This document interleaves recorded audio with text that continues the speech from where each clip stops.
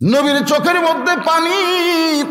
আল্লাহ নবীর এত ভালোবাসেন, সেই পানি মুছানোর জন্য তা আল্লাহ তাআলা সূরা কাউসার নাজিল করে নবীকে সান্ত্বনা দিয়ে বললেন, ইন্না আতাইনাকাল কাউসার, আমি আল্লাহ তাআলা খুশি হইয়া আপনাকে কাউসার দান করে দিলাম। ইমাম গাজ্জালী রহমতুল্লাহ আলাইহি এই কাউসারের ব্যাখ্যা করতে গিয়ে বলেছেন, হাউজে কাউসার এক পেয়ালা পানি পান করে কেউ যদি জাহান্নামেও যায়, তার দেহের মধ্যে পানি থাকার কারণে আল্লাহ জাহান্নামকেও জান্নাত বানায়া দিবে। এখন বলেন, হাউজে কাউসারের পানির পাওয়ার আছে না নাই? আপনি খালি এক গ্লাস খাইয়া জাহান্নামে যাবেন, ঢোকা মাত্রই জাহান্নাম জান্নাত। কি কথা!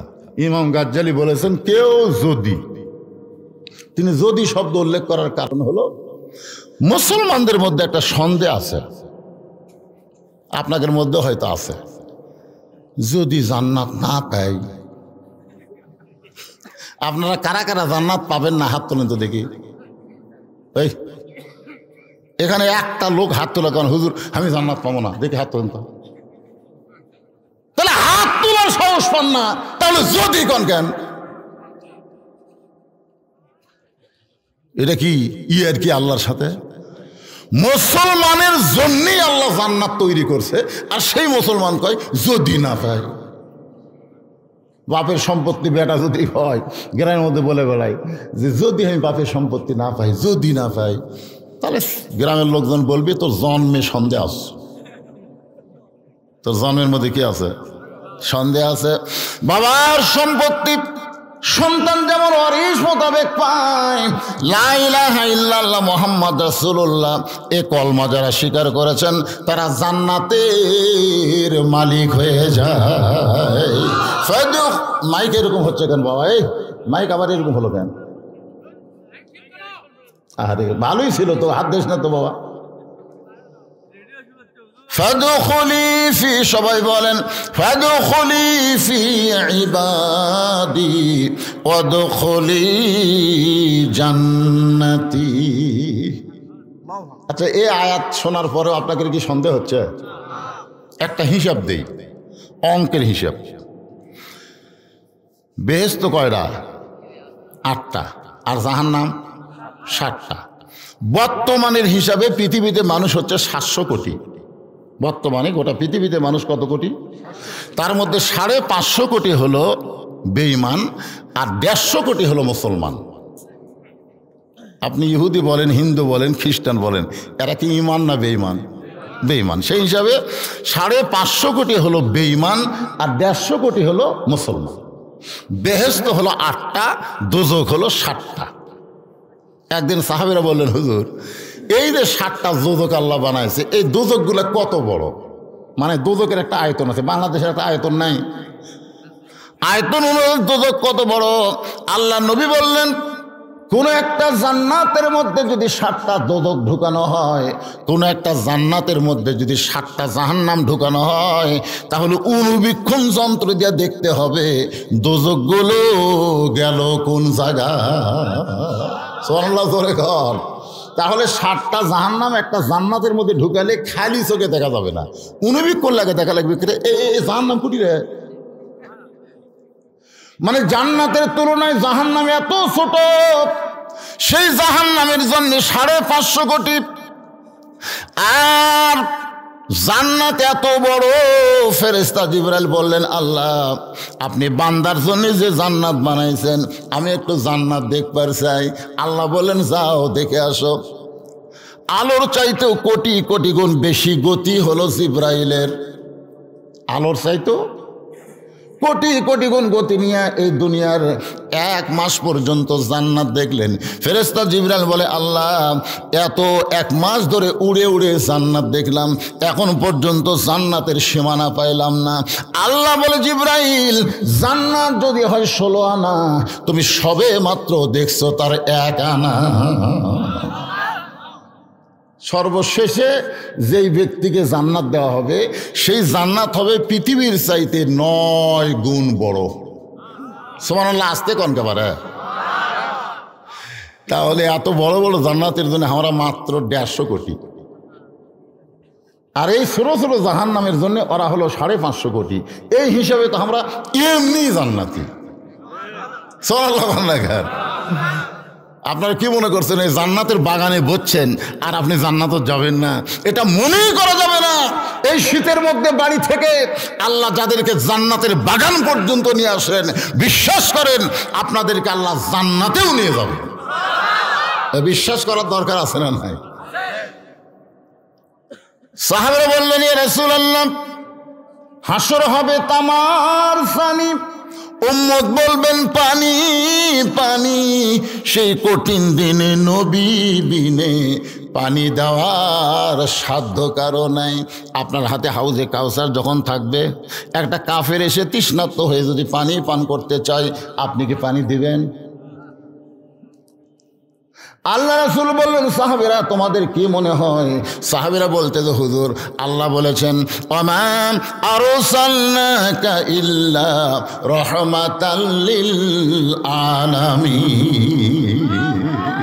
আপনি হলেন গোটা বিশ্ব জগতের জন্য দয়া। তাইফের ময়দানে আপনাকে পাথর মারলো, আপনার দেহ দিয়ে রক্ত ঝরলো।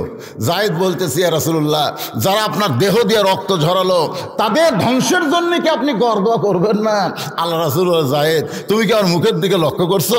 আমি সবসময় দোয়া করতেছি। জায়েদ বলে, হুজুর দোয়া না গড় দোয়া?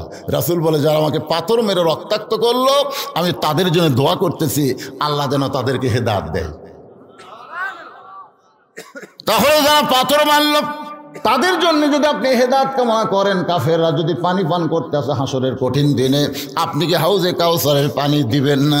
রাসূল মুসকি হাসিয়া বললেন, হাউজে কাউসারের মালিক হচ্ছে আল্লাহ, আর আমি হলাম সাগীদার। আমি পাইকারি হারে সবাইকে হাউজে কাউসারের পানি পান করাতে পারবো না। কেবলমাত্র 2টা আমল যারা করবে তারাই পান করবে। সেই 2টা আমল হলো, 1 নম্বর ফাসাল্লি লিরাব্বিকা, আর 2 নম্বর হলো ওয়ানহার।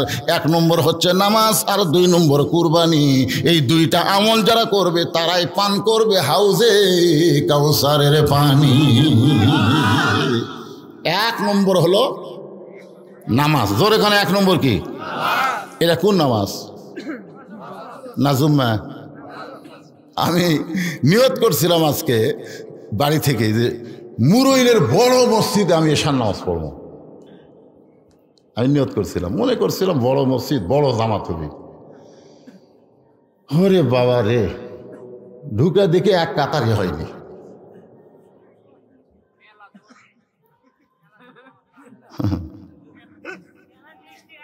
আচ্ছা, দোতলা কি জন্য বানাচ্ছেন?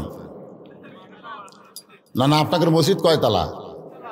দোতলা বানাচ্ছেন কেন? এক কাতারে হয় না তো দোতলা কেন? মানে এই কথাটা আপনাদের মুখ থেকে আমি শুনবার চাচ্ছি। জুম্মার নামাজ, হাসরের ময়দানে আল্লাহ তাআলা সমস্ত জুম্মাওয়ালাকে, যারা জুম্মা নামাজ পড়ে 5 ওয়াক্ত পড়ে না, আল্লাহ রহমানুর রহিম নামের ওসিলায় তাদেরকে জান্নাত দিবে। আল্লাহ বলবেন, যারা 5 ওয়াক্ত পড়নি আমি আল্লাহ তাদেরকে জান্নাত দিলাম, তোমরা যাও। এ বলার সাথে সাথে জুম্মা পাটি মারবে দৌড়। ওরা জান্নাতের কাছে গিয়ে দেখবে দরজার বিশাল একটা তালা। ওরা বলবে, আল্লাহ আপনি আমাকে জান্নাত দিলেন তো তালা কেন?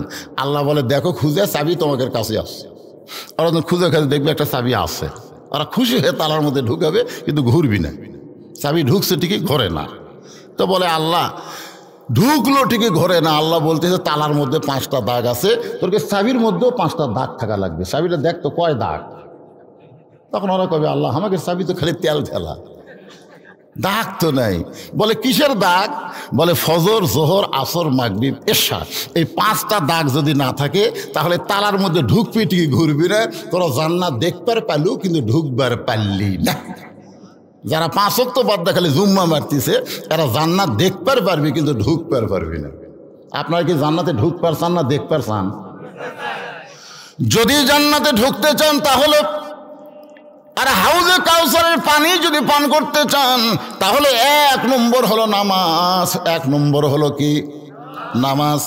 যে নামাজ সম্পর্কে রাসূল বলেছেন লা সালাতা লা দীনা, যার নামাজ নাই তার কোনো ধর্ম নাই। লা সালাতা লা ঈমানা, যার নামাজ নাই তার কোনো ঈমান নাই। বাইনাল আবদি ওয়াল কুফরি তরকুস সালাত, বান্দা কাফের মধ্যে পৃথক করার জিনিসটার নামই হলো নামাজ। যারা নামাজ পড়বে তারা হলো বান্দা, আর যারা পড়বে না তারা হলো কাফের। মান তারাকাস সালাতু মুতাম্মিদান ফাকাদ কাফারা, ইচ্ছা করে একটা ওয়াক্ত নামাজ যারা বাদ দিবে তারা আল্লাহর সঙ্গে কুফরি করবে। এই মুহূর্তে যদি আমি আপনাদের বলি, আপনি সবাই বলবেন মুসলমান, নামাজি নামাজি। এখন নামাজি যদি মুসলমান হয় তাহলে বেনামাজি। আপনারা কি শূন্যস্থান পুরা করা বোঝেন না? আমি যেই বললাম নামাজি, আপনার শূন্যস্থান পুরা করলেন মুসলমান। তার মানে বোঝা গেল আপনারা 100-র মধ্যে 100 পেলেন। এবার 100-র মধ্যে 100 পাবার গেলে আমি যাই বলবো বেনামাজি, আপনারা বলেন শূন্যস্থানের মধ্যে দেবেন কাফের। বেনামাজি বেনামাজি। এখন কারা কারা মাগরিব এসব পড়েননি? না না না, কারা কারা মাগরিব এসব পড়েননি? আপনার মনে মনে চিন্তা করেন, আপনারা কিন্তু আর মুসলমান নাই, আপনারা কাফের হয়ে গেছেন। কিন্তু এই মুহূর্তে যদি নিয়ত করেন ইন্নামাল আমালু বিন্নিয়াত, এই মুহূর্তে যদি নিয়ত করেন ফজর থেকে একটা ওয়াক্ত নামাজ ছাড়বো না, আল্লাহ বলে যত নামাজ পড়িস নি, যত পাপ হয়েছে, নিয়ত করার সঙ্গে সঙ্গে আমি আল্লাহ সব মাফ করে দিলাম। এখানে কিন্তু 5 ওয়াক্ত নামাজের কথা হবে। যেরকম কয় ওয়াক্ত? 24 ঘন্টার মধ্যে কয়বার? এই সবাই একটু মনোযোগ দিয়ে শোনেন বাজান, 24 ঘন্টার মধ্যে কয়বার? আচ্ছা, আল্লাহ যদি এই শীতের দিন আমাকে বলতো যে সূর্য ওঠার 1.5 ঘন্টা পরে ফজরের নামাজ হবে, তাহলে আমাকে কেমন লাগতো? ভালোই লাগতো পারে। কিন্তু এই যে আরামের ঘুম, কেড়ে 12টা পর্যন্ত ফেসবুক চলে, কেবল একটু আরামের ঘুম ধরলো, আর শালা মুয়াজ্জিন কয় টাকা বেতন পাস, আমাকে ঘুম ভাঙ্গা দিলি। আর সালাতু খায়রুম মিনান নাওম। শোনেন, এই মাঘ মাসের 2 তারিখে শোনেন, আর সালাতু খায়রুম মিনান নাওম শোনার সাথে সাথে ল্যাপটে যাই বাম হাত দিয়ে ফেলে দিবি, ল্যাপকে বুকের উপর থেকে ফেলে দিয়ে ঠান্ডা পানি দিয়ে উজু করে মসজিদে রওনা দিবে। ফেরেশতারা বলবে আল্লাহ, এত শীতের মধ্যে ল্যাপ কম্বল ফেলে দিয়ে যেই তোমার বান্দা ঠান্ডা পানি দিয়ে উজু করে মসজিদের দিকে আসতেছে, এর রেজাল্ট কি? আল্লাহ বলবে যদি বদর যুদ্ধ থাকতো এরা সেই যুদ্ধের সৈনিক হয়ে যেত। এই জন্যে আল্লাহ জানে কোন সময় ফজর দেওয়া লাগবে। আল্লাহ জানে কে জানে না? আমি আপনাদের বোঝানোর জন্য বলতেছি, ফজরের নামাজ আদায় করার পরে সূর্য উদয় হওয়ার আগ পর্যন্ত কোনো সুন্নত নফল কোনো সেজদা দিবার পারবেন। আবার আসরের নামাজ পড়ার পরে সূর্য অস্ত যাওয়ার আগ পর্যন্ত কোনো সেজদা দেওয়া যাবে না। গতকাল যেখানে ওয়াজ করতেছিলাম, এক ব্যক্তি বলে হুজুর আসরের পরে কি জানাজার নামাজ পড়া যাবে?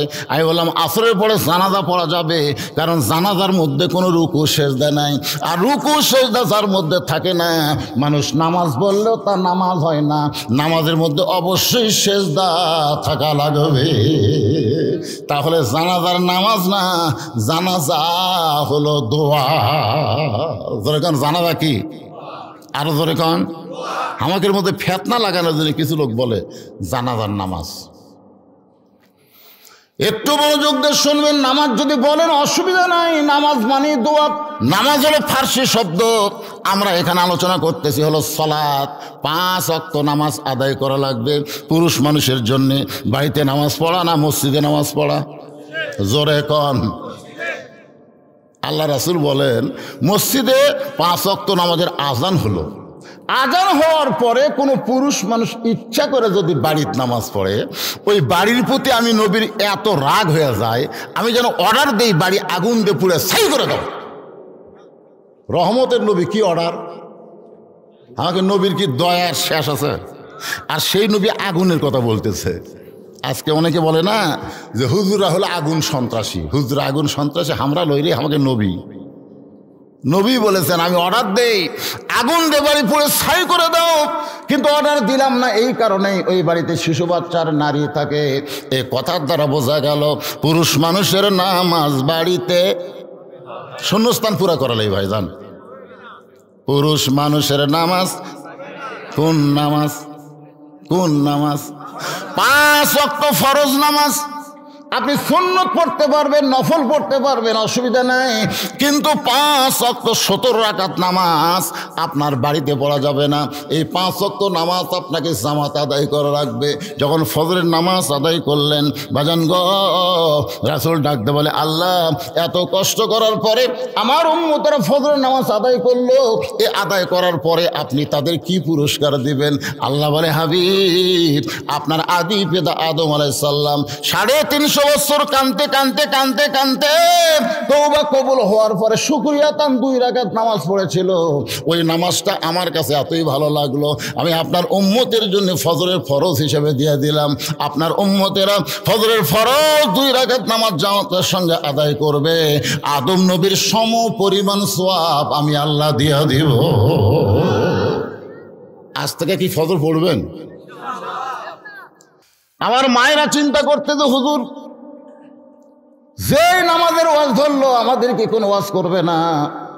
পুরুষ মানুষের জন্য 1 নম্বর হাউজে কাউসারের পানি পান করার জন্য হলো নামাজ, আর নারীদের জন্য কিন্তু নামাজ না, নারীদের জন্য হলো পর্দা। জোরে বলেন, নাম কি? আপনারা বলেন তো, পর্দা ছাড়া কোনো নামাজ হবে? নামাজ হবে? এই জন্য আমার মা বোনেরা যারা পর্দার অন্তরে বসে আছেন, মা আপনাদের জন্য সামান্য ওয়াজ করার পরে আমি আবার জোহরের নামাজে চলে আসব। এরপরে আসর, মাগরিব, এশা, এই 5 ওয়াক্ত নামাজ ফাসালি রব্বিকা। আর 2 নম্বর হলো ওয়ানহার। ওয়ানহার মানে কি? কুরবানি। এই কুরবানি মানে গরু খাসি কুরবানি না, এই কুরবানি মানে বাতিলের বিরুদ্ধে হকের পক্ষে দরকার হলে আমার জীবনকে কুরবানি দেওয়া লাগবে। 2 জন ছেলে আইছে নবীর কাছে। কয়জন? একজনের নাম হলো মুয়াজ, একজনের নাম হলো মুআব্বাস। নবীকে বলতেছে, রাসূলুল্লাহ, আমরা 2 ভাই আল্লাহ রাস্তায় কুরবানি হবার চাই। হুজুর, আল্লাহ নাকি কোরআনে আয়াত নাজিল করেছেন, ইয়া আইয়ুহান নাবিয়্যু হারজিল মুমিনিনা আলাল কিতাল। ওগো নবী, মুমিন মুসলমানকে সৈন্য হিসাবে গড়ে তোলেন, কারণ যে কোনো সময় মক্কার কাফেররা মদিনা আক্রমণ করতে পারে, আর মদিনা যদি আক্রমণ করে দোয়া দরুদ দিয়ে কিন্তু মদিনা রক্ষা করা যাবে না। ওই কাফের বেঈমানদের বিরুদ্ধে নিজের জীবনকে কুরবানি করতে হবে। এই জন্য একটু খেয়াল করে শুনবেন। রাসূল বলতেছেন, তোমরা কুরবানি হবার চাইলেও তো হবে না, কারণ তোমাদের বয়স হয়নি। একটা গরু কুরবানি দিলে ইচ্ছা মতো দেওয়া যাবে না, গরুর বয়স হওয়া লাগবে। জোরে কোন কথা ঠিক কি না? তোমরা ছোট 2 জন বাচ্চা, তোমাদের তো বয়স হয় নাই। আল্লাহ রাসূলকে বলতেছে মুয়াজ, হুজুর মাপ দিয়ে দেখেন আমার বয়স হয়েছে। মাপের কাঠি হলো 5 ফুট 2 ইঞ্চি। আল্লাহ নবী বললেন, বেলাল রে, ওই লাঠিটা নিয়ে আসো। মুয়াজের কাছে ধরো। দেখছে মাথা পর্যন্ত লাঠি বরাবর হয়ে গেছে। রাসূল তাকায় দেখে মুয়াজের মাথা, লাঠির মাথায় কিন্তু পা বুড়া আঙ্গুলে ভর করে দাঁড়াইছে। পা দাঁড়াইছে কি? বুড়া আঙ্গুলে ভর করে দাঁড়াইছে। আল্লাহ নবী বললেন, মুয়াজ, তোমার লাঠির মাথা পর্যন্ত হয়েছে, কিন্তু পায়ে বুড়া আঙ্গুল ভর দিয়ে দাঁড়াইছো কেন?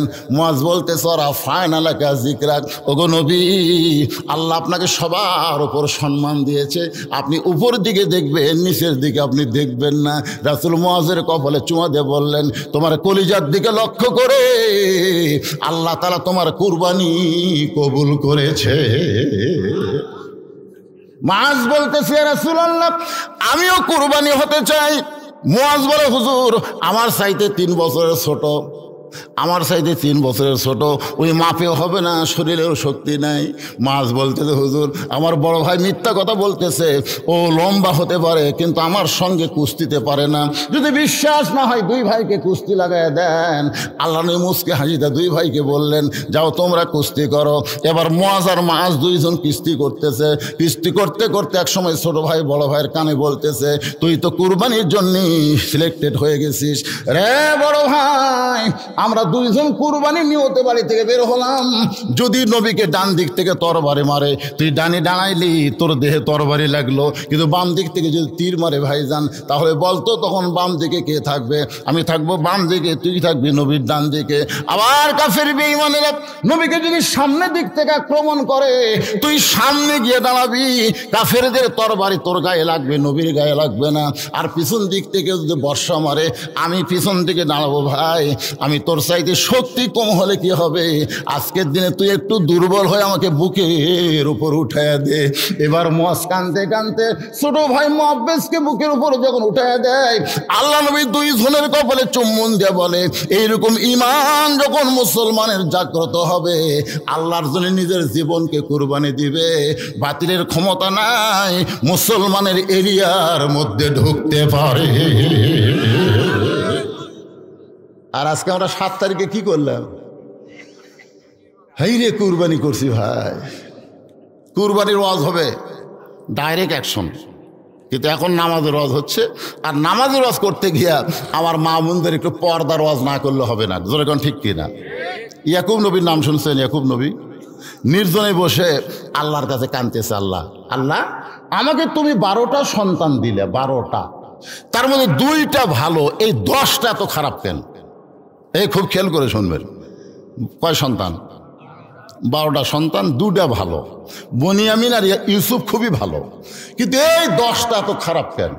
আমি নবী হয়ে জন্ম দিলাম, তারপরে 2টা ভালো 10টা খারাপ, কারণ কি? আল্লাহ বলতেছেন, ইয়াকুব তোমার বউ কয়টা? ইয়াকুব বলতেছে, আল্লাহ আমার বউ তো 2টা। তোমার যে বউ ভালো, সে বউয়ের পেট থেকে যে 2টা সন্তান হয়েছে, এই 2টা সন্তান ভালো।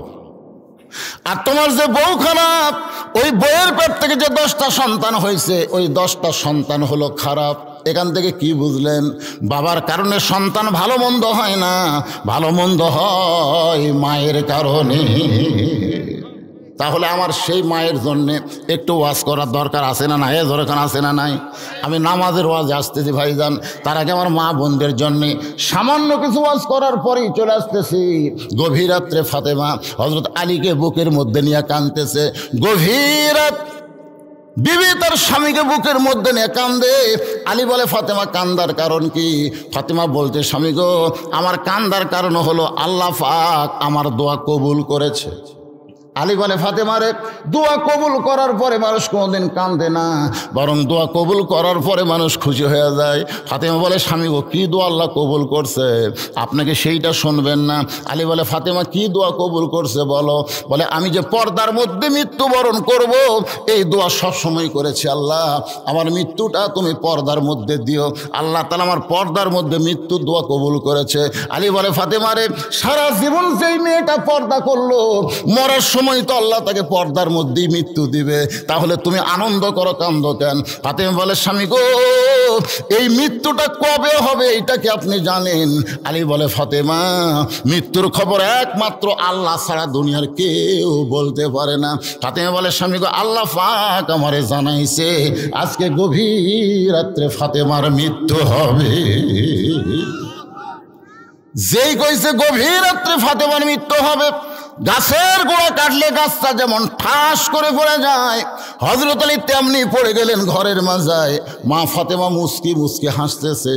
যিনি গভীর রাত্রে মৃত্যুবরণ করবেন, তিনি হাসতে হাসতে এসে স্বামীর মাথাটা উরাতের উপরে নিয়ে কপালে একটা চুমা দিয়ে বলে, স্বামী গো, আপনি হলেন আসাদুল্লাহিল গালিব, আপনি হলেন আনা মাদিনাতুল ইলমি ওয়া আলী বাবুহা। এই দুনিয়ার সবচাইতে বড় আলেম হচ্ছে হযরত আলী, আর সবচাইতে বড় বীর কে? জোরে কোন? সবচাইতে বড় বীর শক্তিশালী হচ্ছে হযরত আলী, আবার সবচাইতে বড় আলেম হচ্ছেন হযরত আলী। তাহলে জ্ঞানের দিক দিয়ে আপনি 1 নম্বর, আর বীরের দিক দিয়ে আপনি 1 নম্বর। তাহলে বইয়ের মৃত্যুর খবর শুনে এভাবে আপনি পড়ে গেলেন কেন? আপনি কি জানেন না এ দুনিয়া থাকার জায়গা না? এই দুনিয়াতে আসলে যাইতে হবে। আমি যখনই বলবো আসলে, আপনার সকলে বলবেন যাইতে, সবাই বলবেন। আচ্ছা, কে থাকবেন? ছেলে যারা যুবক কচি কাঁচা, তোমরা কি মনে করতেছে? যাওয়া লাগবে না থাকবে? এখান থেকে বাড়ি যাওয়ার কোনো গ্যারান্টি নাই, কিন্তু কবরে যাওয়ার জোরে কোন গ্যারান্টি আছে না নাই? তাহলে আমি যেই বলবো আসলে, আপনার সকলেই জবান খুলে বলেন যাইতে হবে। আসলে মিশে মায়ায় বন্দি থাইকা করলাম কত খেলা, পশ্চিমে তাকিয়ে দেখো তোমার ডুইবা গেছে বেলা, এক পলকের নাই ভরসা মিশে সকল আশা, কখন বুঝি দারুণ ঝড়ে ভাঙবে তোমার বাসা। ফাতেমা বলে, স্বামী গো, আজকে গভীর রাতে আমার মৃত্যু হবে। এই কথা শুনে আপনি কাঁদতে কাঁদতে পড়ে গেলেন। আপনি যদি এভাবে দুর্বল হয়ে যান তাহলে আমার 3টা চাওয়া কে পুরা করবে? আলী কান্দারা বলে, ফাতেমা, দুনিয়ার জীবনে চাইলে কষ্ট পাবো, এই জন্য কিছুই চাইলা না, আর মৃত্যুর পরে তুমি কি চাইবা ফাতেমা? ফাতেমা বলে, 1 নম্বর চা হলো আমাকে রাতের বেলায় কিন্তু দাফন করা লাগবে। আমি রাতের বেলা মৃত্যুবরণ করব, আর দিনের বেলা আমার কবর দেবেন, আমার পর্দার খেলাফ হয়ে যাবে, এই জন্য রাতের বেলায় আমাকে দাফন করা লাগবে। আমার 2 নম্বর চা হলো আমার কোনো জানাজার ব্যবস্থা করবেন না, আমার কোনো জানাজার ব্যবস্থা করবেন না। আমার 3 নম্বর চা হলো আমার লাশটা কিন্তু খাটনিতে তুলবেন না। আমি ফাতেমার দেহের ওজন কত এটা দুনিয়ার কোনো পুরুষ মানুষ যেন বুঝবার না পারে। আমার বাবা যদি দুনিয়াতে থাকতো, মরা মেয়ের লাশের খাটনি বাবা কান্দে নিবার পারতো। আমার হাসান হোসেন যদি বড় হইতো, মায়ের লাশের খাটনি কান্দে নিবার পারতো। মায়ের লাশের খাটনি কান্দে নিলে যে কি হয় 25শে ডিসেম্বর আমি বুঝতে পেরেছি। এই যে 25শে ডিসেম্বর গেল, আমার মা দুনিয়া থেকে বিদায় নিল, আমি মায়ের খাটনি কান্দে নিলাম। ভাই, সন্তান যখন মায়ের খাটনি কান্দে নেয় তখন সন্তানের যে অবস্থা হয়, যাদের মা মারা গেছে তারাই বুঝবার পারতেছে। ধরে কোন কথা ঠিক কিনা? ফাতেমা বলে, আমার হাসান হোসেন এত ছোট, তখন একজনের বয়স হলো 4 বছর 5 বছর, আর একজনের বয়স হলো 6-7 বছর। তাহলে ছোট 2 বাচ্চাকে মায়ের খাটনি নিবার পারবে? আমি হিসাব করে দেখলাম এই দুনিয়াতে আমার খাটনি কান্দে নেওয়ার কেউ নাই। আপনি শুধু আমাকে কান্দে করে জান্নাতুল বাকির পূর্ব কোণায় সবুজ রঙের একটা বাতি জ্বলবে, ওই বাতি বরাবর আমাকে দাফন করবেন। আমার কবর খুঁড়তে যদি আপনার কষ্ট হয় তাহলে আপনার একান্ত বন্ধু কেউ যদি থাকে দুনিয়ায়, তাই বলবেন সে যেন ফাতেমার কবরটা গোপনে খনন করে দেয়। গভীর রাত্রে হযরত আলী আবু যর গিফারির জানলার কাছে বিষাক্ত সাপের মতন ফসফস করে কাঁদতেছে। আবু যর গিফারি চমকে গেল, এই গভীর রাতে এমন করে আমার জানলায় কে কান্দে রে? দরজা খুলে বাইরে আইসা দেখে আসাদুল্লাহিল গালিব হযরত আলী কাঁদতেছে।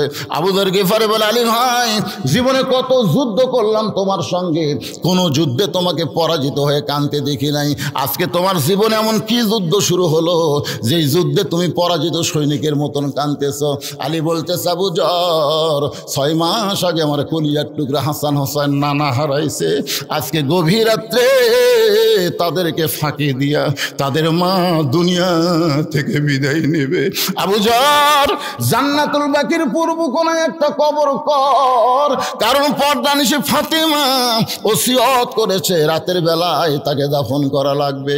আবু যর গিফারি কোদাল নিয়ে ওই জান্নাতুল বাকির পূর্ব কোণায় গিয়া দেখে সবুজ রঙের একটা বাতি জ্বলতেছে, যেই বাতির কোনো তার নাই, যেই বাতির কোনো সুইচ নাই, বিনা তারে বিনা সুইচে আমার আল্লাহ তাআলা অটোমেটিক জ্বলায়া দিছে। লিল্লাহি আজকে যারা এখানে বসে আর শুনতেছেন, মনে করবেন না যে আপনার কবরে জানলা নাই, দরজা নাই, বাতি নাই, কিন্তু কবরের পথেও যদি কবরে জোগাড় করে যাবার পারেন, আপনার কবর কবর থাকবে না, আপনার কবর হবে জান্নাতের বাগান। ধরে কোন কথা ঠিক না? বিশ্বাস করা লাগবে। অনেকে আফসোস করে, হাইরে হাইরে কবরের তো ছুট্ট না বাগারি, জানলা নাই, দরজা নাই। আপনি কি মনে করতেছেন? কিন্তু যেদিন ডাক পড়িবে, এই গানটা সবাই একটু গান, মনটা নরম হবে। কিন্তু যেদিন ডাক পড়িবে কবর মাঝে যাইতে, জোগাড় কিছু করছো বন্ধু তার মাঝে বিছাইতে। আবু যর গিফারি কোদাল নিয়া তাকায় দেখে ওই যে বাতি জ্বলতেছে, ওই বাতির আলো গোলাকার হয়ে পড়ে নাই, 4 কোণা কবরের মতো পড়ে গেছে। ওই আলোর মধ্যে কোদাল দিয়ে কবর খুঁড়তে খুঁড়তে এক সময় আবু যর গিফারি আবেগে, অনেকগুলো কথা আমরা বলি বিবেকে, আর কতগুলো কথা বলি আবেগে। আবেগের কথা হলো বর্তমান ক্ষমতা কি আছে, এটা আবেগ। অনেকে বলে আওয়ামী লীগ ক্ষমতায় আছে রে, কিন্তু বিবেক কি বলে? কথা কয় না। আবেগে মানুষ খালি কাফের হয়। যদি আপনি বলেন যে বর্তমান আওয়ামী লীগ ক্ষমতা আছে, বলা মাত্রই আপনি কাফের হয়ে যাবেন।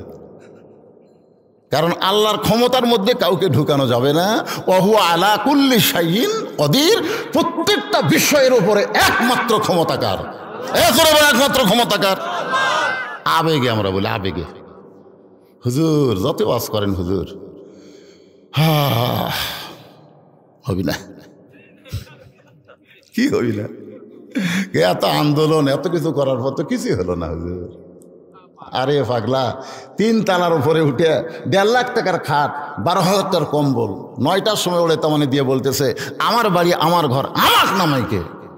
2 কান্দে 2 ফেরেস্তা বলতেছে আল্লাহ ই যে কথা কয়ে কম্বলের মধ্যে ঢুকলো, তাহলে এক নামানোর কেউ নাই। ফেরেস্তারা রাগ করছে, আল্লাহ কয়ে ধৈর্য ধর। রাত 3টার সময় একটা ভূমিকম্প দিছে, তোর এখন কি কম্প, তাহলে বিল্ডিং একটা লয়ে উঠছে, ওই এত জোরে নামছে যে কম্বলের মধ্যে লঙ্গি খুলে আছে, ওটাও পর্যন্ত পড়ার টাইম পাইনি। ফেরেস্তা বললো আল্লাহ নামাইলা নামাইলা, তাই বলে ন্যাংটা করে নামালা। আল্লাহ বলতেছে জনগণ যদি নামাবার না পারে, আমার নামান এরকম ন্যাংটা করেই হবে। জোরে কোন কথা ঠিক, আবেগে কোনো কথা বলা যাবে না ভাইজান, কথা বলতে হবে বিবেকে। জোরে কোন কি, আপনার কাছে সবচাইতে বড় আদালত, তার নাম কি? আবেগে আবু যর গিফারি বলতেছে কবর, তুই কি জানিস গভীর রাত্রে যাকে দাফন করব সে দুনিয়ার সাধারণ কোনো মেয়ে না, আল্লাহ নবীর মেয়ে হওয়ার পরেও নবী তারে মা বলে সম্মান দিয়েছে।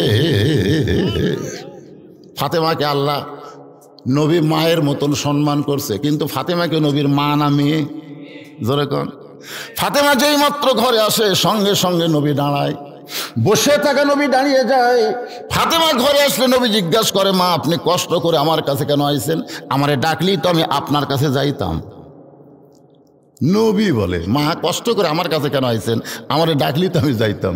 তো মা আয়েশা 6 লক্ষ হাদিসের হাফেজা ব্যাধি হয়ে গেছে, ব্যাধি হয়ে বলতেছি ইয়া রাসূলুল্লাহ এটা একটা কথা হলো, মেয়ে ঘরের মধ্যে আসলে বাপ কেন খাড়া হবে, আর বাবা মেয়েকে এমন কথা কেন বলবে?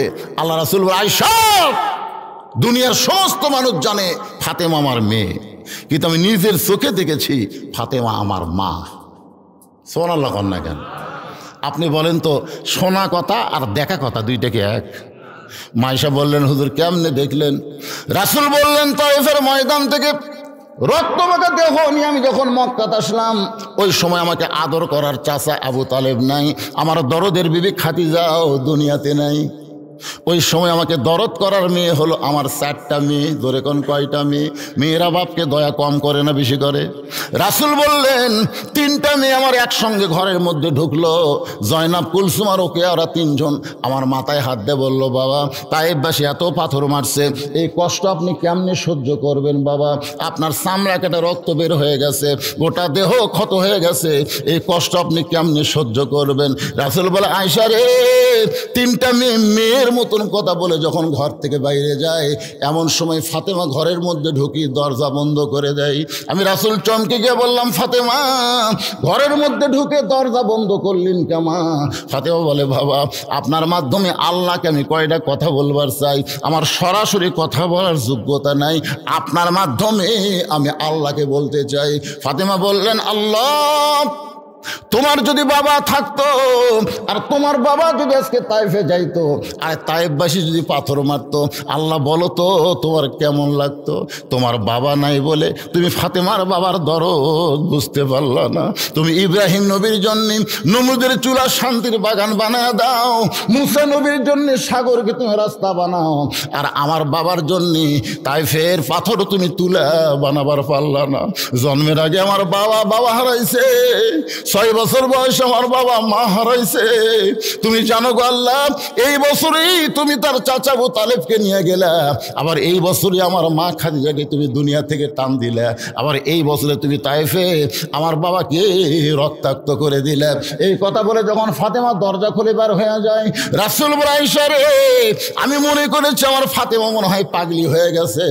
আমি তাকায় দেখি উঠানে পানি গরম করতেছে আর জয়তুনের তেল গরম করতেছে। কিছুক্ষণ পরে এসে আবার যখন দরজা বন্ধ করে দেয়, আমি বললাম রাগ করে ফাতেমা তুই আবার কেন দরজা বন্ধ করলি? ফাতেমা বলে বাবা সন্তান যখন বড় হবে ওই সন্তানকে গোসল করাইতে গেলে দরজা খুলে গোসল করানো যাবে না। রাসূল বলে আয়েশা রে আমার মাথা ফাতেমার উরাতের উপরে আমার গোটা দেহের কাপড় খুলে ওই নরম কাপড় গরম কাপড়ের মধ্যে পানির মধ্যে চুবড়াইয়া চুবড়াইয়া আমার গোটা দেহ পরিষ্কার করে ওই নরম হাত দিয়া যখন আমার ক্ষতস্থানে জয়তুনের তেল লাগায় দেয়, আমি নবী কখন যেন ফাতেমার উরাতকে বালিশ বানায় ঘুমিয়ে গেছি। ওই ঘুমের ঘুরে আমি স্বপ্নে দেখতে পাই আমার শেওরের পাশে আমি না মা আমার দাঁড়িয়ে কাঁদতেছে। আমি স্বপ্নকে বাস্তব মনে করে মা বলে আমি না হাত ধরলাম, কিন্তু ওই সময় ফাতেমা আমার কপালে চুমা খায়, ফাতেমার চোখের পানি আমার চোখের মধ্যে ঢুকে আমার ঘুমটা ভাঙে যায়। আমি বললাম ফাতেমা তুই এত কান্দিস কেন মা? ফাতেমা বলে বাবা আপনি মা বলে আমার হাতটা চাইবা ধরছেন, এই যে দেখেন এখন পর্যন্ত আপনি হাতটা চাইবাই ধরে আছেন। রাসূল বলে আল্লাহে ওই আল্লাহর শপথ করে বলতেছি মা বলে যদি তোর হাত চাইবা ধরি তাহলে তুই আমার মেয়ে না। আজকে দেখলাম তোর ভিতরে আমার মা আমি না। আবু যর গিফারি বলে কবর তোর মধ্যে এমন একজন মাকে রাখা হবে যার দুইটা সন্তান জান্নাতের যুবকদের সর্দার হবে। রে কবর কোনোদিন বেয়াদবি করবি না, খবরদার কখনো বেয়াদবি করতে পারবি না। এই বলে কোদাল মারতে মারতে কবর খননের শেষের দিকে আবু যর গিফারি বলে কবর রে তুই কি জানিস আজকে তোর মধ্যে এমন একজন বিবিকে রাখা হবে যার স্বামী হলো আসাদুল্লাহিল গালিব, যার স্বামী হলো আনা মাদিনাতুল ইলমি ওয়া আলী ও বাবুহা। সে আলীর বিবিকে কবরের মধ্যে রাখা হবে, খবরদার কবর বেয়াদবি করবি না। এই বলে আবার যখন কোদাল মারতে চায় এমন সময় কে যেন গায়েব থেকে ডাক দেয় বলে আবু যর এই কবরকে সাবধান করিস না, বরং যারা কবরের মধ্যে আসবে তাদেরকে সাবধান করো। এইটা কিন্তু মা ফাতেমার জন্য বলা হয় নাই, এটা বলা হয়েছে আমাদের সকলের জন্য। জোরে কোন কথা ঠিক কিনা? আবু যর কবরকে সাবধান করিস না, বরং যারা কবরের মধ্যে আসবে তাদেরকে সাবধান করো। এই কবর কার মা কার মেয়ে কার বিবি এটা কবর দেখবে না। আমল যদি ভালো হয় কবর জান্নাতের ঘর হয়ে যাবে, আর আমল যদি খারাপ হয় কবর জাহান্নামের গর্ত হয়ে যাবে। এই শব্দ শোনার পরে আবু যর গিফারি দুইটা হাত থরথর করে কাঁপতেছে, আর কোদাল মারতে পারে নাই। গোরস্থান সাইরা জান্নাতুল বাকি সাইরা কোথায় যেন আবু যর গিফারি দৌড় মারছে, কোথায় যেন পালায় গেছে। নির্দিষ্ট সময়ে হযরত আলী ফাতেমার দেহ কারা নেওয়ার জন্য ঘরের মধ্যে ঢুকেছে, কারণ ফাতেমার গভীর রাত্রে দাফন করা লাগবে, তার কোনো জানাজা হবে না, তার লাশটা খাটনিতেও তোলা চলবে না। ঘরের মধ্যে ঢুকে দেখে ফাতেমা নিজে নিজেই গোসল করেছে। মেয়ে পুরুষ মারা গেলে গোসল করানোর দরকার আছে না নাই? কিন্তু ফাতেমা নিজে নিজেই গোসল করেছে। ফাতেমা নিজে নিজেই কাফনের কাপড় পরে শুধু দুইটা হাত বের করে রাখছে আর মুখটা বের করে রেখে দুই পাশে দুইটা সন্তানকে ঘুমায় দিছে। কারণ হাসান হোসেন যদি চেতন থাকে তাহলে মাকে দাফন করার ব্যাপারে ওর বাপকে অসুবিধা করতে পারে। এই জন্য ফাতেমা সতর্ক হইয়া দুইটা সন্তানকে ঘুমায় দিছে। হযরত আলী দুই সন্তানের মাঝখান থেকে ফাতেমারে কান্দে করে নিয়ে ওই জান্নাতুল বাকির কাছে গিয়ে বলতেছে আবু যর কবর যদি খোঁড়া হয়ে যায় কবর ছেড়ে চলে যায়, কিন্তু আমার আল্লাহ তাআলা আবু যর গিফারিকে আগেই কবর থেকে সরায় নিছে। হযরত আলী নিজেই ফাতেমাকে দাফন করার পরে আল্লাহর কাছে বলতেছে মাবুদ গো দুনিয়াতে গরিব ছিলাম বলে ফাতেমার করতে পারি নাই, আজকে দাফন করার পরে তোমার কাছে কান্দি আমার ফাতেমাকে তুমি কবুল করে নাও। এ দোয়া শেষ করার পরে হযরত আলী তাকায় দেখে সামনে কয়েকটা পুরাতন কবর দেখা যায়। এই মাত্র ফাতেমাকে কবর দিয়েছে, সেই নতুন কবর আর নাই। কোথায় ফাতেমার কবর? কোথায় গেল ফাতেমার কবর? গোটা জান্নাতুল বাকি দৌড়ায়, গোটা জান্নাতুল বাকি দৌড়ায়। ফাতেমার কবর কোথায় রে? ফাতেমার কবর কোথায়? কে যেন ডাকতে বলে আলী রে ফাতেমা হলো পর্দানিশী, আমি আল্লাহ জোহরা ডিগ্রি দিয়া ফাতেমার কবরটাকে কিয়ামত পর্যন্ত পর্দা করে দিয়েছি। মায়েরা রে পর্দার অন্তরে যারা আছেন মা, যদি আপনারা জান্নাতে যাবার চান, আপনাদের জান্নাতি নারীদের নেত্রী হবে ফাতেমা। ওই ফাতেমার সিগনেচার ছাড়া কিন্তু জান্নাতে যাবার পারবেন না। তাহলে এখন ফাতেমার মতো নারীদের পর্দা করার দরকার আছে না নাই? ফজরের নামাজ পড়তে গেছে হযরত আলী, কোন নামাজ? আবু যরকে খুঁজতেছে, কে রে? ওকে আমি কবর খুঁড়তে দিয়ে বেটালাম, এই বেটা গেল কোথায়? না, হযরত আলীর সবচাইতে আপন বন্ধু কিন্তু আবু যর, একসাথে নামাজ পড়ে, সুবহানাল্লাহ দেখেন। কিন্তু ফজরের সময় আবু যরকে ফেলেন না। জোহরের সময় হযরত আলী গোটা মসজিদ খুঁজলেন, আবু যর নাই। আসরের সময় খোঁজেন নাই। সমস্ত সাহাবীরা আবু যরকে খুঁজে আর পায় না।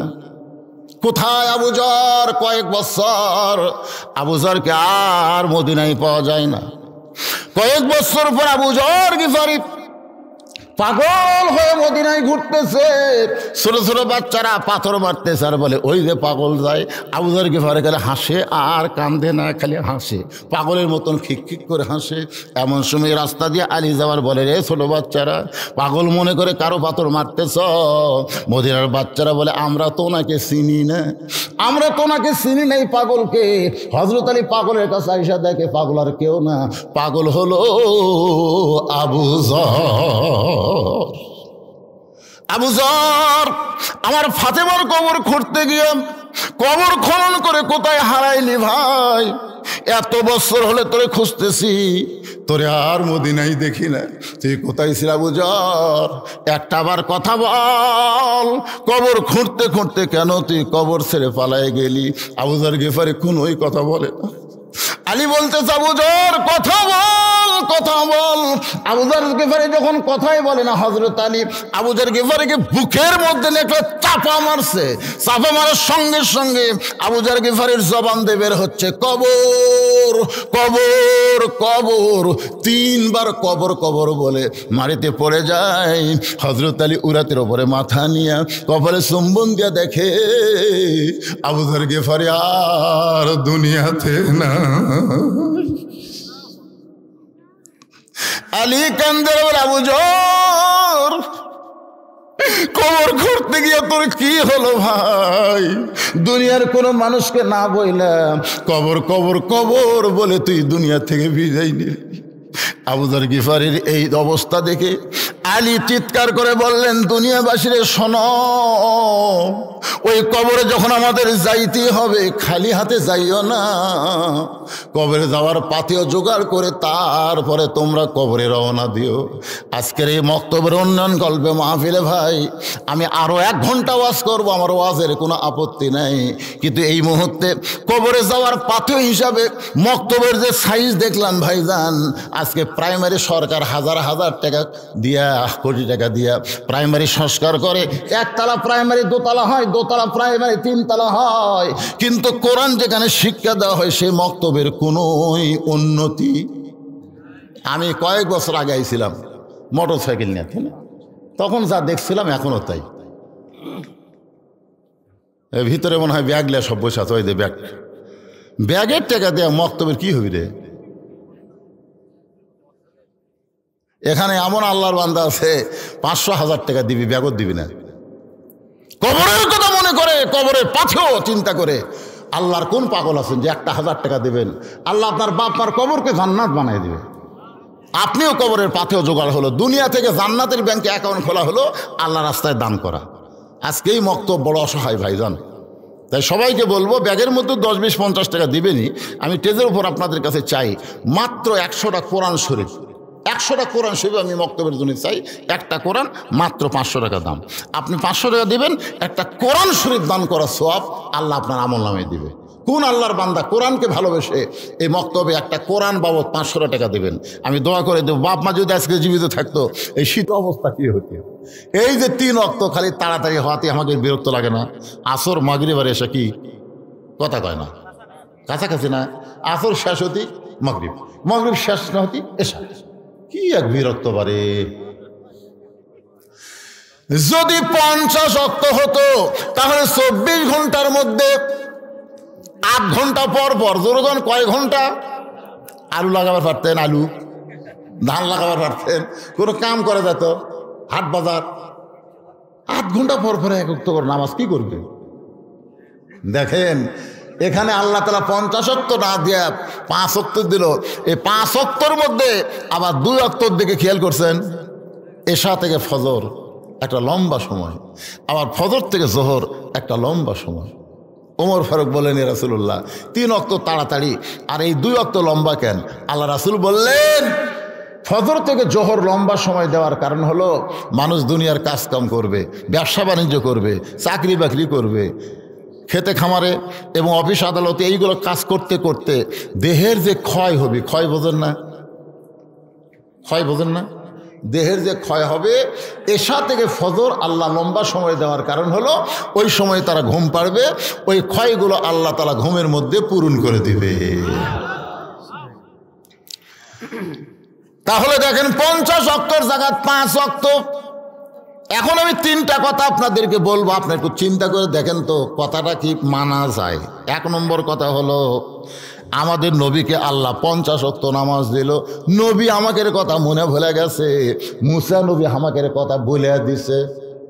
মানে আমরা যে 50 ওয়াক্ত পারবো না সেটা আমাদের নবী কি ভুলে গেছে, মানে মনে নেই, আমাদের কথা নবীর মনে নেই, এই 50 ওয়াক্ত নিয়ে আসতেছে।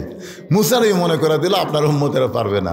এখন বলেন তো আমাকে বেশি দয়া কে করে, আমাদের নবী না মুসা নবী? কথা কয় না। আচ্ছা, নামাজকে আগে ফাঁসে না বোরাকত আগে ছুটছে? আগে বোরাকের পিঠে না চললে তো আর আল্লাহর কাছে যাওয়ার পর নেই। ওই বোরাকের পিঠেও তো নবী চড়তেছে না। ফেরেশতা জিবরাইল বলে, হুজুর চড়েন। আল্লাহ রাসূল বলে, আগে বোরাকের গতি কও। বলে বোরাকের পিঠে চড়বেন, বোরাক আপনাকে বারকুন বিজলি, আসমানের বিজলি চমকায়, এর চাইতেও বেশি গতিতে আল্লাহ তাআলা আপনাকে আরশে নিয়ে যাবে। সঙ্গে সঙ্গে নবী বোরাকের পিঠে হাত দিয়ে কান্না শুরু করলেন। ফেরেশতা জিবরাইল বলে, রাসূলুল্লাহ, এত সুন্দর বোরাক যার পিঠে চড়ে আপনি আল্লাহর বাড়ি যাবেন, সেই বোরাকে আপনি কাঁদেন কেন? রাসূল বলে, জিবরাইল, আমার উম্মতের ব্যাপারে আমার পুলসেরাদের কথা মনে পড়ে যায়। আমার উম্মতেরা ওই বিজলি আকারে পুলসেরাত পাড়ি দেওয়ার জন্য এমন করে একটা বোরাক যদি আল্লাহ দেয়। জিবরাইল বলে, হুজুর এটা একটা কথা হলো, কোন নবীর জন্য আল্লাহ যে বোরাক দেয় নাই, আর আপনার জন্য স্পেশালভাবে আল্লাহ বোরাক তৈরি করেছে, সেই বোরাক উম্মতের জন্য চাবেন। আমার মনে হয় এই চাওয়াটা আপনার বেশি হয়ে গেল, আপনার এই চাওয়া আল্লাহ কবুল করবে না। সঙ্গে সঙ্গে নবী বোরাকের কাছ থেকে 11 গজ দূরে, 11 গজ মানে কয় হাত? আল্লাহ পাক আমাকে দেখাছে ভাইজান, যেখানে বোরাক আইছিল, ওই বোরাক যেখানে আল্লাহ পাঠাইছিল, বোরাকের পাশে হলো দাহিয়াতুল কালবি, তার জামিলাক যে কবর দিছে, ওই কবরের পাশেই বোরাক এসে খাড়া হয়ে আছে। সুবহানাল্লাহ। ওই জায়গাটা এখন আছে। 11 গজ দূরে নবী দাঁড়ায় বললেন, জিবরাইল, তোমার আল্লাহকে বলো, ঠেকা আমার না, ঠেকা হলো তোমার আল্লাহর। ঠেকা কার? আমি কোনোদিন আল্লাহর আরশে যাওয়ার চাইনি, আমি কোনোদিনও চাইনি। কারণ মুসা নবী একবার বলছিল, রব্বি আরিনি, আল্লাহ বলেছে লান তারানি। মুসা নবী আল্লাহ দেখবার চাইছিল, আল্লাহ কয় সম্ভব না। সেই দিন থেকে আমার মনের মধ্যে আল্লাহ দেখার বাসনা থাকলেও আমি সাহস পাই না। জিবরাইল কয়, হুজুর, মুসা নবী আল্লাহ দেখবার চাইছিল, আর স্বয়ং আল্লাহ আপনাকে দেখবার চায়। তফাৎ আছে না নাই? তোর এখন তফাৎ আছে না নাই? মুসা নবী আল্লাহ দেখবার চাইছিল, আর আল্লাহ আপনাকে দেখবার চায়। এখন বলেন, মুসা নবীর চোখের পাওয়ার আর আল্লাহর চোখের পাওয়ার কি সমান?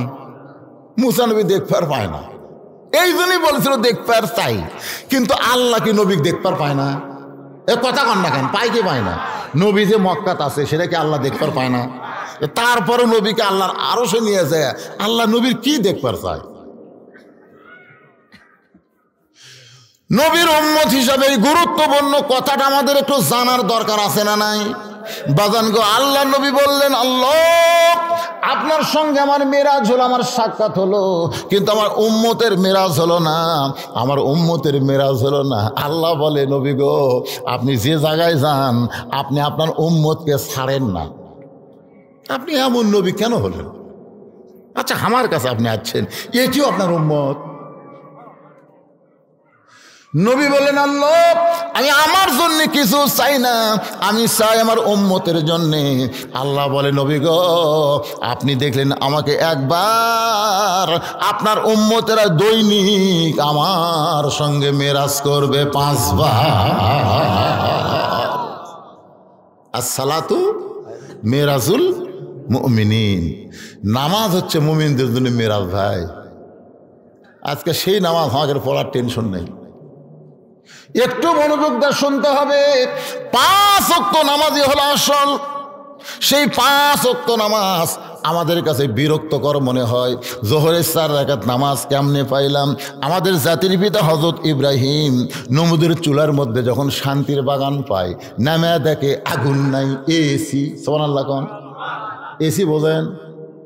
এসি ঠান্ডাও না গরমও না। এখানে আল্লাহ কি বলতেছেন?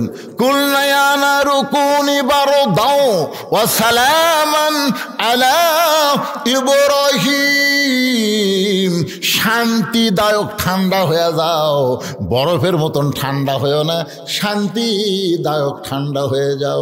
এখন আগুনের চুলা শান্তির বাগান পাইয়া আমাদের জাতির পিতা হযরত ইব্রাহিম খুশি হইয়া এক নিয়তে 4 রাকাত নামাজ পড়ে।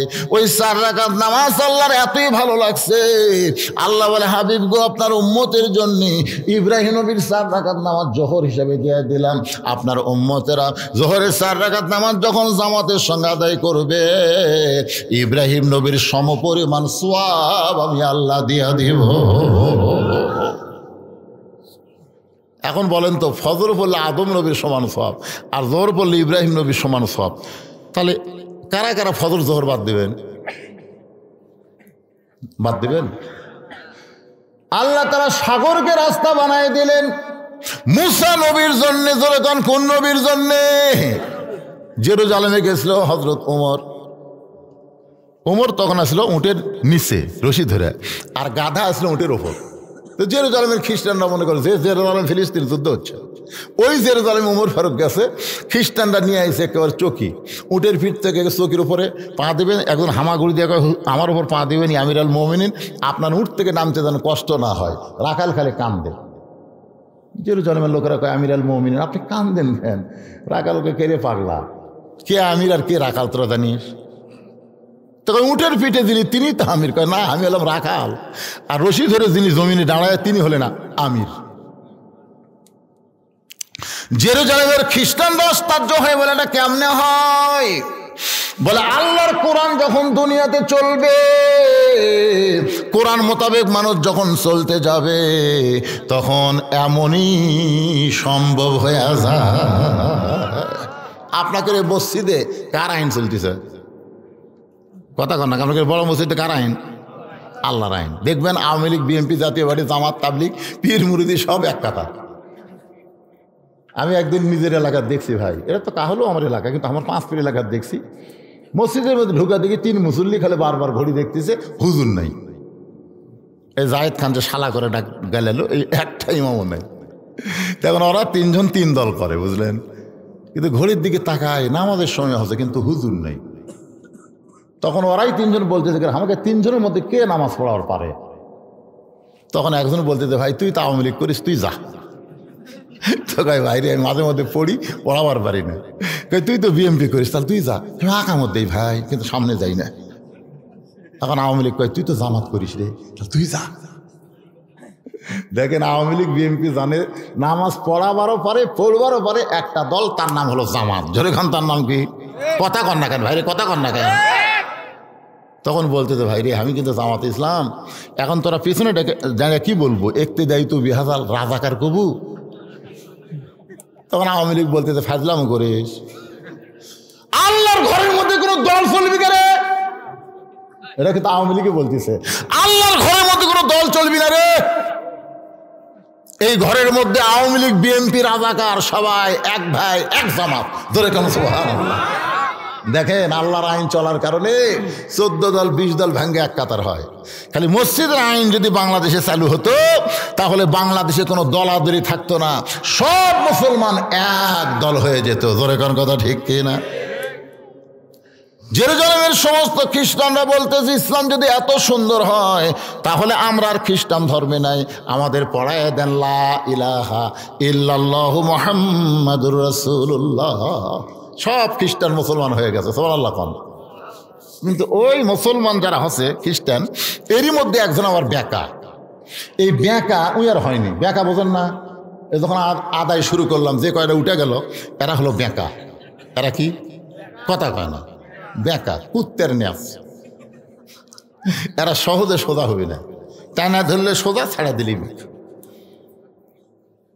তো একজন ছিল বেঁকা, ওই মারছে দৌড় পাদ্রির কাছে, খ্রিস্টানের পাদ্রি বলতেছে দরবারের মধ্যে জিকির মারতেছে, মদিনের থেকে ওমর এসে সব মুসলমান করছে। আপনার কিন্তু জাকিরের আর কেউ থাকলো না, বসে বসে খাবেন সে বুদ্ধিমান নাই। পাদ্রি দৌড় মারছে, ওমরের কাছে গিয়ে বলতেছে ভাই আমিও মুসলমান হওয়ার চাই। ওমর ফারুক বলেন তাহলে কলমা পড়েন। বলে না, কলমা পড়ার আগে 4টা প্রশ্নের উত্তর দিলে মুসলমান হব। 1 নম্বর প্রশ্ন হলো পৃথিবীর এমন কোন জায়গা যে জায়গায় সূর্যের আলো একবার পড়েছে কিয়ামত পর্যন্ত পড়বে না, ওই জায়গাটার নাম বলা লাগবে। 2 নম্বর প্রশ্ন হলো পৃথিবীর এমন কোন কবর, কবরটাও জীবিত লাশটাও জীবিত, ওই কবর এবং লাশের নাম বলতে হবে। 3 নম্বর প্রশ্ন হলো পৃথিবীর এমন কোন 2 ভাই একসঙ্গে জন্মগ্রহণ করেছে, বহু বছর পরে একসঙ্গে 2 জনকে হত্যা করা হয়েছে, কিন্তু এক ভাই এক ভাইয়ের চাইতে 100 বছরের বড়। 4 নম্বর প্রশ্ন হলো পৃথিবীর কোন কয়েদি কারাগার নিঃশ্বাস নেবার পারে না, এরপরেও জীবিত থাকে। ওমর কান্দার বলে পাদ্রী রে, তোমার 4টা প্রশ্ন আমি জীবনে শুনি নাই, তাহলে উত্তর কেমনে দেব? পাদ্রী বলতেছে আমি তাহলে মুসলমান হতে পারলাম না। ওমর ফারুক জেরুজালেম থেকে যখন ফিরাইছে মদিনায়, হযরত আলী শিক্ষামন্ত্রী তখন ছিলেন, তখন হযরত আলী হলেন শিক্ষামন্ত্রী। দরকার কি মন্ত্রী, কথা কন দেখেন কি মন্ত্রী। বাংলাদেশেও শিক্ষামন্ত্রী আছে না নাই? ইসকনের সদস্য। এতদিন শিক্ষামন্ত্রী ছিল দীপমণি, এখন হয়েছে নওফেল। ধরে কর নাম কি? নওফেল। বাজান একটু মনোযোগ দিয়ে শুনবেন। ওমর ফারুক বলতেছেন আলী রে, সব খ্রিস্টান মুসলমান হয়েছে, আমার মন ভরে নাই, কিন্তু একটা পাদ্রী মুসলমান হবার চাই হলো না। আলী বলতেছেন কেন হলো না? বলে 4টা প্রশ্ন করেছে। 1 নম্বর প্রশ্ন হলো পৃথিবীর কোন জায়গা সূর্যের আলো একবার পড়েছে কিয়ামত পর্যন্ত পড়বে না, ওই জায়গাটার নাম কি? আলী মুসকি মুসকি হাসে আর বলে আপনি কেন পারলেন না? আল্লাহ মুসা নবীর জন্যে সাগরকে রাস্তা বানায় দিল, ওই সময় সূর্যের আলো সাগরের তলায় গেল, তখন ফেরাউন নামলো, তখন সাগর পূর্বের মতোই হয়ে গেল, ওই জায়গায় কিয়ামত পর্যন্ত আর সূর্যের আলো পড়বে না। ওমর বলে আলী রে, 2 নম্বর প্রশ্ন করলো কবরটাও জীবিত লাশটাও জীবিত, এটা কি দুনিয়াতে কোনোদিন হতে পারে? আলী বলতেছেন কবর হলো মাছ আর লাশ হলো ইউনূস আলাইহিস সালাম। ওমর চমকে বলে আলী রে, 2 ভাই একই সঙ্গে জন্মেছে, বহু বছর পরে একই সঙ্গে হত্যা করেছে, এক ভাই এক ভাইয়ের সাথে 100 বছরের বড়। আলী বলতেছে ওজাইর আর আজিজ আলাইহিস সালাম, ওজাইরকে আল্লাহ তাআলা 100 বছর ঘুম দিছিল, ওই ঘুমটাকে তার মৃত্যুর মধ্যে শামিল করে তার হায়াতের মধ্যে ধরে নাই। আবার 2 ভাইকে যখন কাফেররা হত্যা করলো, তখন দুনিয়ার হিসাবে এক ভাই এক ভাইয়ের সাথে 100 বছরের বড়। ওমর কান্দের বলে আলী রে, পৃথিবীর কোন কারাগার কয়েকদিন নিঃশ্বাস নিবার পারে না, জীবিত থাকে?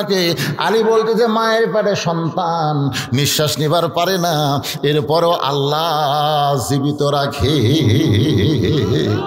ওই যে সাগরকে আল্লাহ 12 লাইন রাস্তা করে দিল, ওই সাগরের মধ্যে মুসা নবী এক নিয়তে 4 রাকাত নামাজ আদায় করেছিল। ওই 4 রাকাত নামাজ আল্লাহর এতই ভালো লাগছে, উম্মতে মুহাম্মাদের জন্য আসরের 4 রাকাত ফরজ হিসেবে দেয়া দিচ্ছে। আসরের 4 রাকাত ফরজ যখন জামাতে আদায় করবেন, মুসা নবীর সমপরিমাণ সওয়াব আল্লাহ দান করে দিবে। মাগরিবের 3 রাকাত ফরজ। যেই নবীর আলোচনা শুরু করেছিলাম ইয়াকুব নবী, জোরে বলেন নাম কি? ইয়াকুব নবীর একটা সন্তানকে কুয়ার মধ্যে ফেলে দিয়েছিল, তার নাম হলো ইউসুফ। শেষ পর্যন্ত বণিকেরা বিক্রি করলো, জুলাইখার বাড়িতে লালন পালন হলো। আবার জুলাইখার অভিযোগে ইউসুফকে জেলখানার মধ্যে ঢুকানো হলো। আপনারা বলেন তো, অন্যায়ভাবে কাউকে যদি জেলের মধ্যে ঢুকায়, তার দাম বাড়ে না কমে? যার প্রমাণ হলো আমির হামজা। বগুড়ার ইউটিউবাররা কক্সবাজার গেছে রে, বগুড়া থেকে কুটি গেছে। কে রে? আমির হামজা। আমি চিন্তা করল আমার ঘুরে বসে 2-4 দিন জেলত থাকা লাগলো রে। আসলে জেলত গেলে ভালো মানুষ তার দাম বাড়ে। যার ফরমান হলো আমির হামজা, যার ফরমান হলো আল্লামা সাঈদী। মরে যাওয়ার পরে কমপক্ষে 1,00,000 জায়গায় তার জানাজা হচ্ছে। জোরে কোন সুবহানাল্লাহ, কথা কন না কেন? ইউসুফ নবীকে জেলের মধ্যে ঢুকানোর কারণে আল্লাহ কি তার দাম কমাইছে না বাড়াইছে? শেষ পর্যন্ত মিশরের প্রেসিডেন্ট বানিয়ে দিচ্ছে। যারা কুয়ার মধ্যে ফেলে দিয়েছিল ওরাই গেছে। ওরা 10 ভাই যায় বলতেছে যাবো না, যাবো না, খাদ্যের বড় দরকার, আমরা খুব ক্ষুধাতে আছি। ইউসুফ নবী বললেন তোকে পরিচয় কিরে? কাহাগের বাঘের নবী একুব নবী। তখন বুঝতে পারলো তো এরাই 10 জন রে, কুয়ার মধ্যে ফেলে দিছে। যাই হোক, বহু ঘটনার পরে ইউসুফ নবী যখন বাপের সঙ্গে মিলন হয় ওই সময় শুকরিয়া তান 3 রাকাত নামাজ পড়ে। ওই 3 রাকাত নামাজ আমাদের জন্য আল্লাহ মাগরিবের 3 রাকাত ফরজ করে দিয়েছে। জামাতের সঙ্গে আদায় করলে ইয়াকুব ইউসুফ নবীর সম পরিমাণ সওয়াব আল্লাহ আমাকে দান করে দিবে। এখন বাকি থাকলে এশার নামাজ। জোরে বলেন কোন নামাজ? আমাদের নবী দুনিয়াতে আসার আগে একজন নবীকে আল্লাহ দুনিয়াতে পাঠাইছিল। বলেন তো সেই নবীর নাম কি? ঈসা আলাইহিস সালাম। এখন পর্যন্ত কিন্তু মহরে এবার এই কথাটা সবাই শূন্যস্থান পূরণ করেন না কেন? কে? হায় হায় রে, মরদ মানুষকেও পারল না রে। নবীর দুধ মতো হালিমার নামে একজন মা আমার 4টা কোরআন শরীফ বাবদ 2000 টাকা দান করেছে আল্লাহ। মা হালিমার সঙ্গে আমি হালিমার কবর জিয়ারত করছি। জান্নাতুল বাকি যেখানে ওসমান গনির কবর, সেখান থেকে মাত্র 150 মিটার ফাঁকে নবীর দুধ মা হালিমাতুস সাদিয়ার কবর। সুবহানাল্লাহ বলেন, কি ভাগ্য জানেন? আপনার মক্তব্য শিক্ষক 1000 টাকা দান করছে। অনেকেই দান করছে, হয়তো আগে ফাঁকে কিছু দান করছে, পরে কিছু দান করবে, না দিলে মাসে চলবে। তাই আদায় করছেন, আগে গ্রাম থেকে আদায় করছেন, মাশাআল্লাহ। যাই হোক, ও যেটা করতেছে একটু খেয়াল করেন। বর্তমানে এখনো তিনি জীবিত আছে, যার নাম হলো ঈসা নবী। জোরে কোন কি নবী? আর খ্রিস্টানরা কি মনে করে? কুরুশ বিদ্ধ করে মেরে হেল দিছে। আসলে কি ঈসা নবী মরছে? এই জন্য তো শালা ভ্রান্ত। ইসলাম ছাড়া যেগুলো ধর্ম আছে সবগুলো বানোয়ার ধর্ম। এখন পর্যন্ত তর তাজা আল্লাহ চতুর্থ আসমানে রেখে দিয়েছে। জোরে কোন সুবহানাল্লাহ। এর ঘটনা হলো ইহুদিরা ঈসা নবীকে মারার জন্য বাড়ি ঘেরাও করছে। ঈসা আলাইহিস সালাম বলতেছে আল্লাহ যে হারে বাড়ি ঘেরাও করছে আমি তো দরজা খুললেই মারা ফেলবে। আল্লাহ বলতেছে দরজা খোলা লাগবে না, আমি ঘরের ছাদ ফাঁকা করে আপনি নিয়ে আসবেন। আল্লাহ ঈসা নবীকে ছাদ ফাঁকা করে কোথায় লেগেছে? চতুর্থ আসমানে। ইহুদিদের মধ্যে এক বড় বীরের ধৈর্য কুলাচ্ছে না, কে রে এতক্ষণ দরজা পড়া দেবো, ভাঙ। এই দরজা ভাঙ্গা ভিতরে দেয়, ভাই ঈসা রে, কে রে ঈসা, তুই কুটি লুকালি রে। আল্লাহ তাআলা ওই বীরের চেহারা ঈসার মতো করে দিছে। আমি দরজা খোলা বের হয়ে বলতেছে ভাই বহু খুঁজলাম ঈসা নাই। তারা বাড়া আসলো, তারা কয় তুই কে? আমি তো তোর কি ভাই রে। মারছে, ওরা মনে করছে ঈসা নই মরছে। আল্লাহর মার দুনের ভার। ধরে কোন কথা ঠিক কিনা? কার মরার কথা কে বলল রে? ঈসা নবী চতুর্থ আসমানে যাওয়ার পর আল্লাহকে ডাকতে বলে মাবুদ, দুনিয়াতে মানুষ যায় মরার জন্য, দুনিয়াতে মানুষ যায় কিসের জন্য? কথাটা সত্যি কথা, এরা কি মিথ্যা কথা? জাত সাকারাতুল মাউত হাক্কুন, যত সত্য কথা আছে তার মধ্যে একটা সত্য কথা হলো আমাদের মৃত্যু হবেই। যত বড়ই মরদ হন মৃত্যু হবে না। হবে কি হবে না? ঈসা নবী বলতেছে আল্লাহ দুনিয়াতে মানুষ যায় মরার জন্য, কিন্তু আমার যে মৃত্যু হলো না, আমার কি মৃত্যু হবে না? আল্লাহ বলে ঈসা শুধু একজন মাত্র জীবিত থাকবে, বাদ বাকি সবাইকে মরা লাগবে। আপনারা বলেন তো, যে একজন জীবিত থাকবে তিনি কে? কুল্লু মান আলাইহা ফানিউ ওয়া ইয়াবকা ওয়াজহু রাব্বিকা যুল জালালি ওয়াল ইকরাম। এমনকি যে আজরাইল আমাকে জান কবজ করে, আপনারা বলেন তো সে আজরাইল কি মরবে? আল্লাহকে আজরাইল দেখ তার কেউ আছে? আজরাইলকে আল্লাহ তন্ন করে খুঁজে দেখছি কেউ নেই। আল্লাহ কয় ভালো করে খোঁজক রে। আল্লাহ আপনি কি কন? যার হাতের তালুর উপর গোটা পৃথিবী তাকে আপনি খুঁজবার কন? আর নাই, আল্লাহ কেউ নাই। আল্লাহ কয় তুই কে? আজরাইল করছে আমার কথা আমি ভুলেই গেছি। আল্লাহ কয় এখন জান কবজ কর। আদালকে আমার দ্বারা আপনি করেন না, এই দায়িত্ব আমার লয়, এটা তোর। সেই দিন আজরাইল যে একটা চিৎকার মারবি, আল্লাহ রে নিজের জান নিজের কবজ করা লাগবে, এইটা যদি আগে জানতাম তাহলে এই জান কবজ করার দায়িত্ব আমি নিতাম না। আল্লাহ বলে ঈসা আপনারও মৃত্যু হবে। ঈসা বলতেছে আল্লাহ চতুর্থ আসমানে। আল্লাহ বলে চতুর্থ আসমানে নয়, আবার আপনাকে দুনিয়াতে প্রেরণ করা হবে। ঈসা বলে আল্লাহ কবে নবী করে আবার প্রেরণ করবেন? আল্লাহ কয় নবী করে না, বিশ্ব নবীর উম্মত করে। সঙ্গে সঙ্গে ঈসা নবী এক নিয়তে 4 রাকাত নামাজ আদায় করে। আল্লাহ বলে ঈসা রে বিশ্ব নবীর উম্মত হওয়ার কথা শুনে নামাজ পড়লাম। ঈসা বলতেছে আল্লাহ শুকরিয়া আদায় করলাম। আল্লাহর সক্রিয় সবচাইতে বড় শুকরিয়া হলো আল্লাহকে সেজদা দেওয়া। 4টা রাকাত নামাজ পড়ার কারণ হলো আপনি আমাকে নবী করে দুনিয়াতে প্রেরণ করছিলেন, আমি তেমন খুশি হইনি আল্লাহ, কিন্তু বিশ্ব নবীর উম্মত করে প্রেরণ করবেন এই খুশিতে আমি 4 রাকাত নামাজ আদায় করেছি।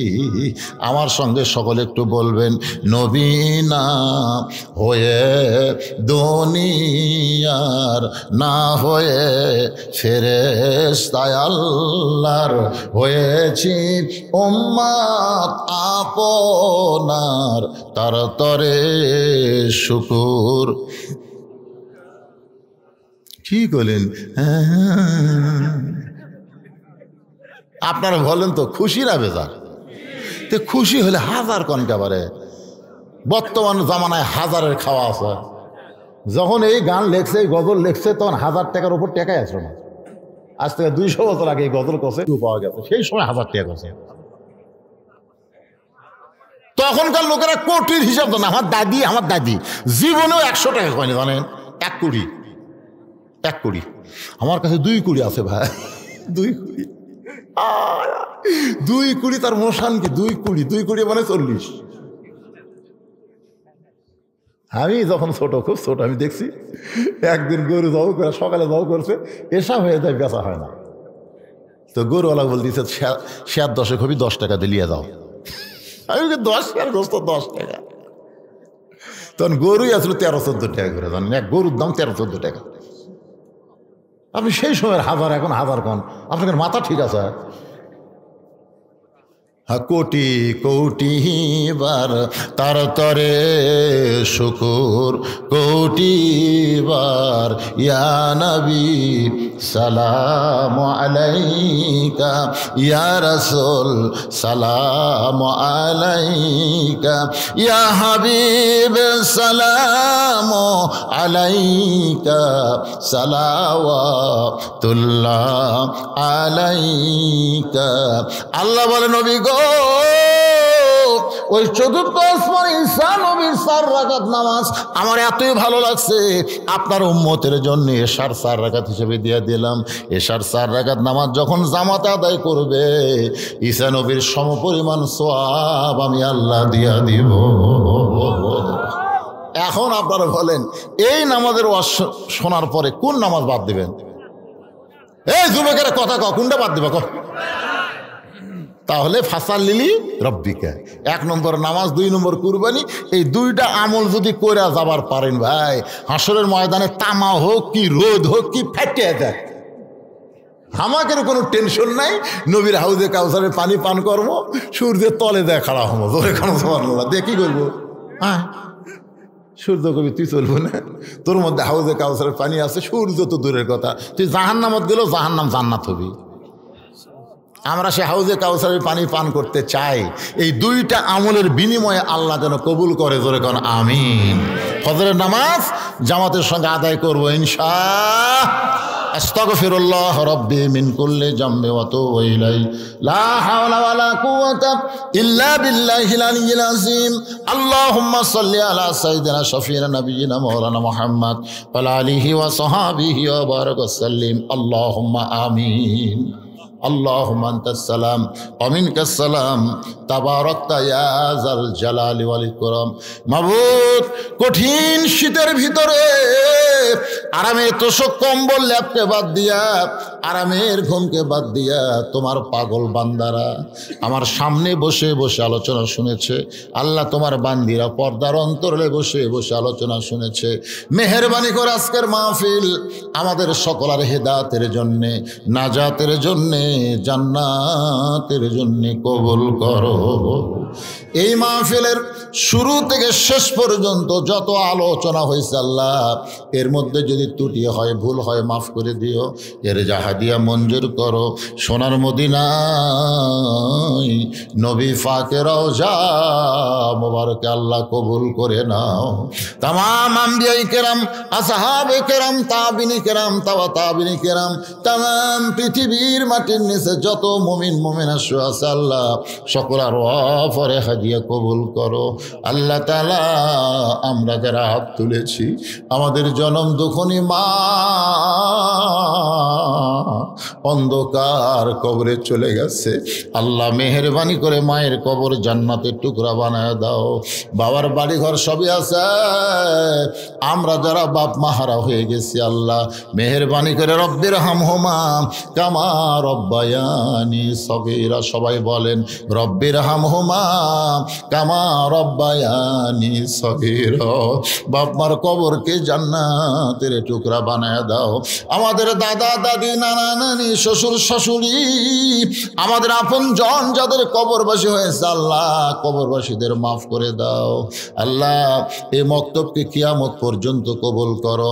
আল্লাহ যারা নগদে বাকিতে দান করেছে আল্লাহ সকলের দানগুলোকে জান্নাতের বিনিময় হিসেবে কবুল করে নাও। পর্দার অন্তরালের মা বোনদের আবেদা সালিয়া পদ্মাংশী কবুল করে মা ফাতেমার চরিত্র দান করে দাও। আমার মতো যারা অসুস্থ হাত তুলেছে আল্লাহ সুস্থতার নিয়ামত দান করো। গোটা বাংলাদেশের উপরে রহমত বরকতের দরজা খুলে দাও। ও মাবুদ, আজকের মাহফিলের সম্মানিত সভাপতি, সহসভাপতি, সম্মানিত প্রধান অতিথি, প্রধান মেহমান সহ বিশেষ অতিথিদের আল্লাহ তুমি কবুল করো।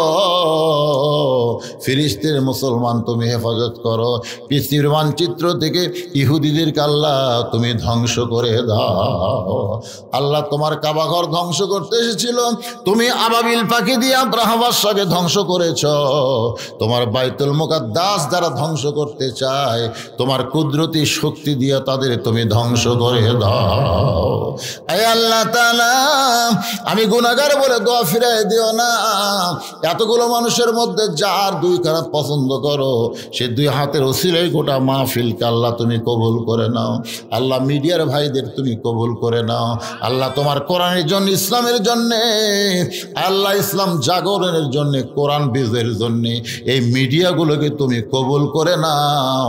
এদের কামাইয়ের মধ্যে তুমি বরকত দিয়া দাও আল্লাহ। আল্লাহ এরা গান বাজনা করেন আল্লাহ, আল্লাহ তোমার কোরআনের ফাঁকিদের কোরআনের তাফসিরগুলো এরা মানুষের কাছে সরবরাহ করে, এটাই এদের হেদাতের একটা উসিলা হিসেবে কবুল করে নাও, এদের নাজাতের উসিলা হিসেবে কবুল করে নাও, এদের বরকতের জন্য রেজেকের ব্যবস্থা হিসেবে কবুল করে নাও আল্লাহ।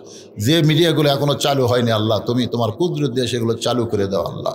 সুবহান রাব্বিকা রাব্বিল ইজ্জাতি আম্মা ইয়াসিফুন ওয়া সালামুন আলাল মুরসালিন ওয়ালহামদুলিল্লাহি রাব্বিল আলামিন। ওয়াজাল আখিরাতি কালিমাতুনা ইনদাল মাউতি লা ইলাহা ইল্লাল্লাহু মুহাম্মাদুর রাসূলুল্লাহ সাল্লাল্লাহু আলাইহি সাল্লাম। আসসালামু আলাইকুম ওয়া রাহমাতুল্লাহি ওয়া বারাকাতুহু।